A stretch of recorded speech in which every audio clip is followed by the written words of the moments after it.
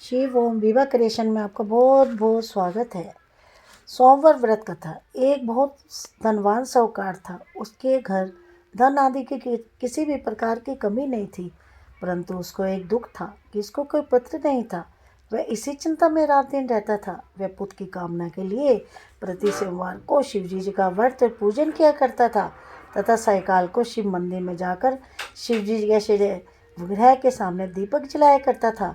उसके इस भक्ति भाव को देखकर एक समय श्री भगवान पार्वती ने शिवजी महाराज से कहा कि हे महाराज, ये साहूकार आपका अनन्य भक्त है और सदैव आपका व्रत और पूजन बड़ी ही श्रद्धा से करता है। इसकी मनोकामना पूर्ण करनी चाहिए। शिवजी जी ने कहा, हे पार्वती, ये संसार कर्म क्षेत्र है। जैसा किसान खेत में बीज बोता है वैसा ही फल काटता है। इसी तरह इस संसार में प्राणी जैसा कर्म करते हैं वैसा ही फल भोगते हैं। पार्वती ने अत्यंत ग्रह से कहा, महाराज, जब ये आपका अन्य भक्त है और इसकी अगर किसी प्रकार का दुख है तो इसको अवश्य दूर करना चाहिए, क्योंकि आप सदैव अपने भक्तों पर दयालु होते हैं और उनके दुखों को दूर करती हैं। यदि आप ऐसा नहीं करेंगे तो मनुष्य आपकी सेवा और व्रत क्यों करेंगे। पार्वती का ऐसा ग्रह देखकर शिव महाराज कहने लगे, हे पार्वती, इसके पुत्र नहीं है। इसी चिंता में वह रात दिन दुखी रहता है। इसके भाग्य में पुत्र न होने पर भी मैं इसको पुत्र प्राप्ति का वर दे रहा हूँ, परंतु ये पुत्र केवल 12 वर्ष तक ही जीवित रहेगा। उसके पश्चात वह मृत्यु को प्राप्त हो जाएगा। इससे अधिक मैं इसके लिए और कुछ नहीं कर सकता। ये सब बातें साहूकार सुन रहा था। इससे उसको ना तो कोई प्रशंसा हुई और ना ही कोई दुख हुआ। वह पहले जैसा ही शिवजी महाराज का व्रत और पूजन करता रहा। कुछ काल व्यतीत हो जाने पर साहूकार की स्त्री गर्भवती हो गई और 10वें महीने उसके गर्भ से अति सुंदर पुत्र की प्राप्ति हो। साहूकार के घर में बहुत खुशी मनाई गई, परंतु साहूकार ने उसकी केवल 12 वर्ष की आयु जानकर कोई अधिक प्रशंसा प्रकट नहीं की और ना ही किसी को भेद बताया। जब वह बालक 11 वर्ष का हो गया तो उसकी माता ने उसके पिता से विवाह आदि के लिए कहा, तो वह साहूकार कहने लगा कि मैं अभी इसका विवाह नहीं करूँगा, अपने पुत्र को काशी जी पढ़ने के लिए भेजूँगा। फिर काशी जी का साहूकार ने अपने साले अर्थात बालक के मामा को बुलाकर उसको बहुत सा धन देकर कहा, तुम इस लड़के को काशी जी पढ़ने के लिए ले जाओ और रास्ते में इस स्थान पर भी जाओ, यज्ञ करते ब्राह्मणों को भोजन कराते जाओ। दोनों मामा भांजे यज्ञ करते और ब्राह्मणों को भोजन कराते जा रहे थे। रास्ते में उनको एक शहर पड़ा। उस शहर में राजा की कन्या का विवाह था और दूसरे राजा का लड़का जो विवाह करने के लिए बारात लेकर आया था वह एक आंख से काना था। उसके पिता को इस बात की बड़ी चिंता थी, कहीं वर को देखकर कन्या के माता पिता विवाह में किसी प्रकार की भी अड़चन पैदा न कर दे। इस कारण जब उसने अति सुंदर सेठ के लड़के को देखा तो उसने मन में विचार किया कि क्यों न दरवाजे के समय इस लड़के से वर का काम चलाया जाए। ऐसा विचार कर वर के पिता ने उस लड़के और मामा से बातचीत की तो वह राजी हो गए। फिर उस लड़के को वर के कपड़े पहना तथा घोड़ी पर चढ़ाकर दरवाजे पर ले आए। सब कार्य संपन्न हो गए।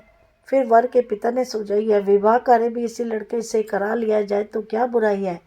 ऐसा विचार कर लड़के और उसके मामा से कहा, यदि आप फेरों और कन्यादान का भी काम करा दें तो आपकी बड़ी ही कृपा होगी। मैं इसके बदले में आपको बहुत सा धन दे दूंगा। उन्होंने स्वीकार कर लिया। विवाह कार्य भी बहुत अच्छी तरह से संपन्न हो गया, परंतु जिस समय लड़का जाने लगा तो उसने राजकुमारी की चुंदरी के पल्ले पर लिख दिया कि तेरा विवाह तो मेरे साथ हुआ है, परंतु जिस राजकुमार के साथ तुझको भेजेंगे वह एक आंख से काना है। मैं तो काशी जी पढ़ने जा रहा हूँ।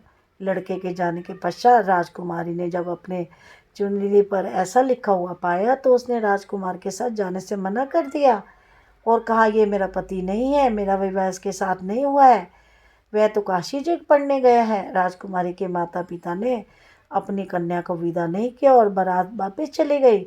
उधर सेठ का लड़का और उसका मामा काशी जी पहुँच गए। वहाँ जाकर उन्होंने यज्ञ करना और लड़के ने पढ़ना शुरू कर दिया। जब लड़की की आयु 12 वर्ष की हो गई तो एक दिन उन्होंने यज्ञ रखा था कि लड़के ने अपने मामा से कहा, मामा जी, आज मेरी तबीयत कुछ ठीक नहीं है। मामा ने कहा, अंदर जाके सो जाओ। लड़का अंदर जाकर सो गया और थोड़ी देर में उसके प्राण निकल गए। जब उसके मामा ने आकर देखा तो वह तो मुर्दा पड़ा है, तो उसको बड़ा ही दुख हुआ। उसने सोचा कि अगर मैं अभी रोना पीटना मचा दूंगा तो यज्ञ का कार्य अधूरा रह जाएगा। आते उसने जल्दी से यज्ञ का कार्य समाप्त कर ब्राह्मणों के जाने के पश्चात रोना पीटना आरंभ कर दिया। सुयोगवश उसी समय शिव पार्वती उधर से जा रहे थे। जब उन्होंने जोर जोर से रोने की आवाज़ सुनी तो पार्वती कहने लगी, महाराज कोई दुखिया रो रहा है, उसके दुख को दूर कीजिए। जब शिव पार्वती ने जाकर देखा तो वहाँ एक लड़का मुर्दा पड़ा है। पार्वती जी कहने लगी, महाराज ये तो उसी सेठ का लड़का है जो आपके वरदान से हुआ था। शिवजी जी ने कहा, हे पार्वती, इसकी आयु इतनी थी सो भोग चुका। तब पार्वती ने कहा, हे महाराज, इस बालक को और भी आयु दो, नहीं तो इसके माता पिता तड़प तड़प कर मर जाएंगे। पार्वती के बार बार आग्रह करने पर उस बालक को आयु दो, नहीं तो इसके माता पिता तड़प तड़प कर मर जाएंगे। पार्वती के बार बार आग्रह करने पर शिवजी ने इसको जीवन वरदान दिया और शिव पार्वती की कृपा से लड़का जीवित हो गया। शिव पार्वती कैलाश चले गए। वह लड़का और मामा इसी पर यज्ञ करते ब्राह्मणों को भोजन कराते अपने घर को चल पड़े। रास्ते में उसी शहर में जहाँ उसका विवाह हुआ था वहाँ पर आकर उन्होंने यज्ञ आरंभ कर दिया।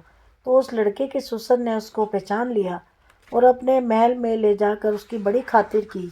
साथ ही बहुत सारी दासियों सहित आदर सहित लड़की और विदा और जवाई को विदा किया। जब वह अपने शहर के निकट आए तो मामा ने कहा कि पहले मैं घर जाकर खबर कर आता हूँ। जब उस लड़के का मामा घर पहुँचा तो लड़के के माता पिता घर की छत पर बैठे थे। ये प्रण कर रखा था, यदि हमारा पुत्र सकुशल लौट आएगा तो हम राजी खुशी नीचे आ जाएंगे, नहीं तो छत से गिरकर अपने प्राण दे देंगे। इतने में उस लड़के के मामा ने आकर ये समाचार दिया कि आपका पुत्र आ गया है। तो उनको विश्वास नहीं आया। उसके मामा ने शपथ पूर्वक कहा कि आपका पुत्र अपनी स्त्री के साथ बहुत सारा धन लेकर आया है। तो सेठ ने आनंद के साथ उसका स्वागत किया और बड़ी प्रशंसा के साथ रहने लगे। इसी प्रकार से जो कोई भी सोमवार के व्रत को धारण करता है अर्थात इस कथा को पढ़ता है या सुनता है, उसकी सब मनोकामनाएं पूर्ण होती है। मेरे शिव शंकर भगवान की